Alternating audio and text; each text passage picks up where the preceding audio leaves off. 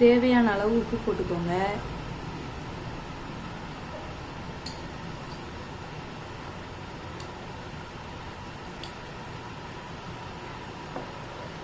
உப்பு போட்டதும் அதை நல்லா மிக்ஸ் பண்ணிக்கோங்க கோதுமை மாவில்.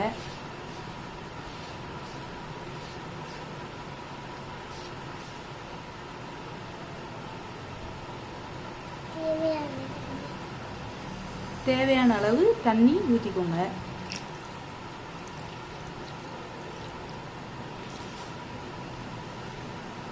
தண்ணி ஊற்றினதும் நல்ல கோதுமை மாவை நல்லா மிக்ஸ் பண்ணிக்கோங்க.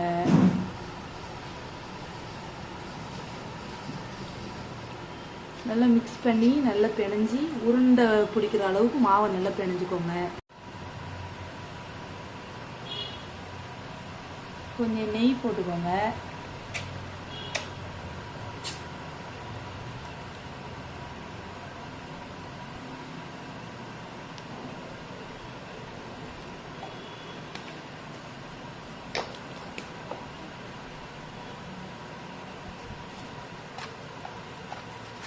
கொஞ்சம் சாஃப்டாக வர்ற அளவுக்கு நெய் போட்டதுக்கப்புறம் நல்லா மாவு ஊற்றி பிணைஞ்சு எடுத்துக்கோங்க.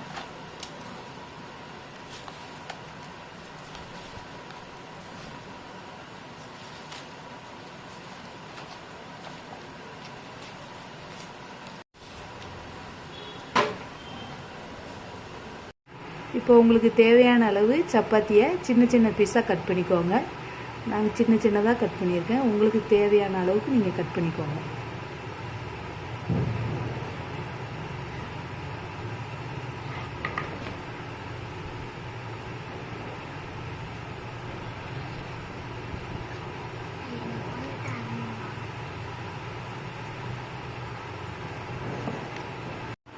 எல்லா மாவையும் கட் பண்ணியாச்சு சின்ன சின்ன பீஸாக. இப்போ நம்ம சப்பாத்தி தேய்க்க ஆரம்பிச்சிடலாம்.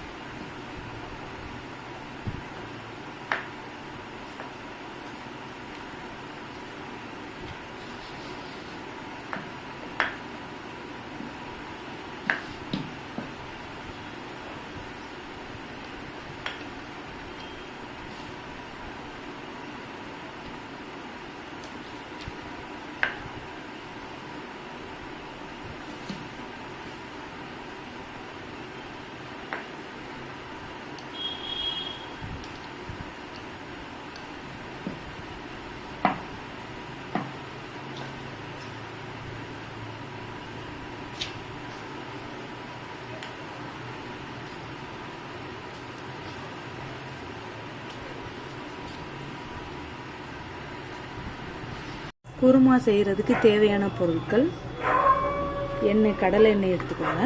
அப்புறம் பல்லாரி, தக்காளி, கேரட், பீன்ஸ், உருளைக்கிழங்கு, பச்சை மிளகாய், இஞ்சி பூண்டு பேஸ்ட், மல்லித்தூள், தேங்காய், மஞ்சள் தூள், மிளகாய் தூள், கருவேப்பிலை, இதை மட்டும் எடுத்துக்கோங்க. இப்போ நம்ம எப்படி குருமா செய்யலாம்னு பார்க்கலாம். ஃபஸ்ட்டு அடுப்பை பற்ற வச்சுக்கிறோங்க. பற்ற வச்சுட்டு பாத்திரம் சூடானதும் தேவையான அளவு எண்ணெய் ஊற்றிக்கணும்.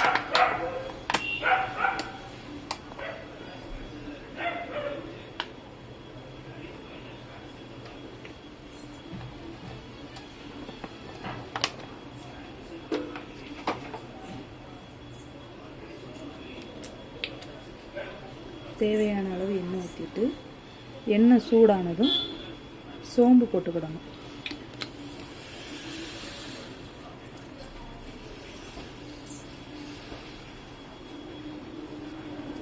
சோம்பு நல்லா பொரியும் போது நம்ம எடுத்து வச்சுருக்க பட்டை, கிராம்பு எல்லாத்தையும் போடணும்.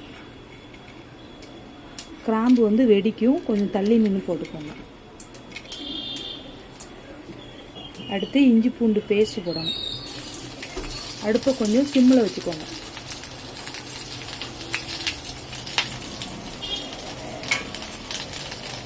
கருவேப்பிலை போட்டுக்கலாம். நல்லா மிக்ஸ் பண்ணி விடுங்க.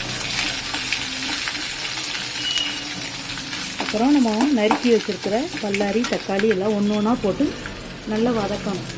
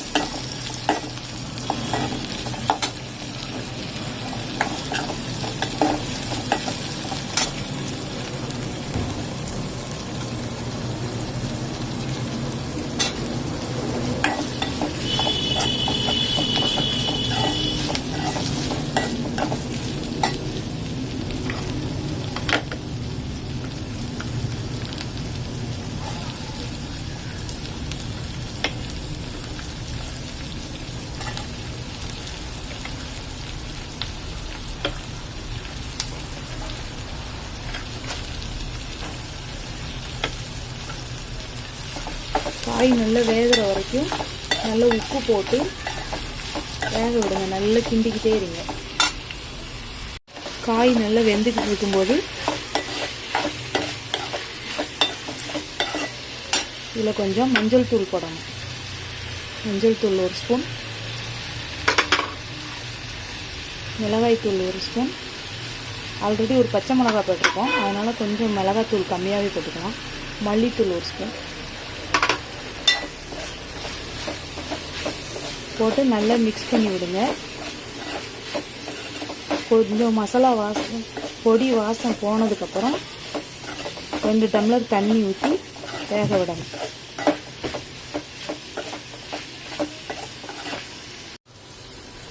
காய் நல்லா வெந்ததுக்கப்புறம் கொஞ்சம் தண்ணி சேர்த்து இன்னும் கொஞ்சம் காய்கறியை நல்லா வேக விட்டுக்கலாம்.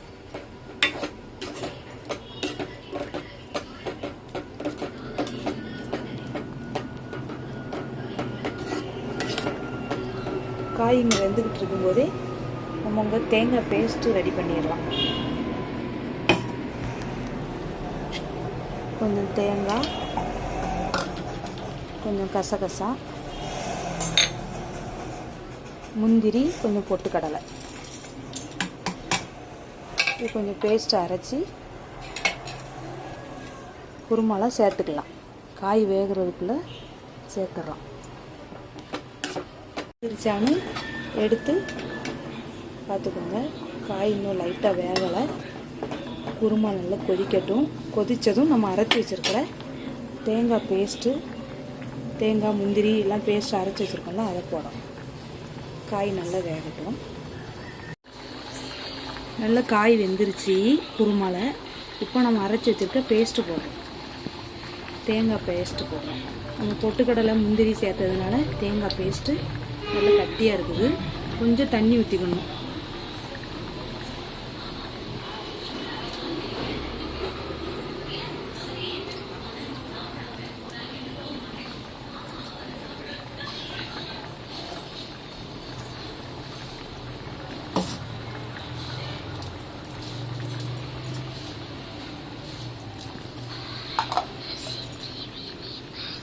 நல்லா மிக்ஸ் பண்ணி விட்டுக்கோங்க. இன்னும் ஒரு 5 மினிட்ஸ் குருமா நல்ல கொதி வந்தால் போதும். குருமா சூப்பராக ரெடி ஆயிடுச்சு. உப்பு செக் பண்ணி பார்த்துட்டு தேவையான அளவு உப்பு போட்டுக்கோங்க. குருமா நல்லா கொதிச்சிருச்சு பாருங்கள். இங்கே பார்க்கையிலே தெரியும், அது நல்லா கட்டியாகிடுச்சு குருமா. லேசாக மேலே மல்லித்தலையை தூவி விட்டுட்டு உப்பு செக் பண்ணி பார்த்துட்டு அடுப்பை ஆஃப் பண்ணிடலாம். சப்பாத்திக்கு, இடியாப்பத்துக்கு, சாதத்துக்கு எல்லாத்துக்கும் இந்த குருமா சூப்பராக இருக்கும்.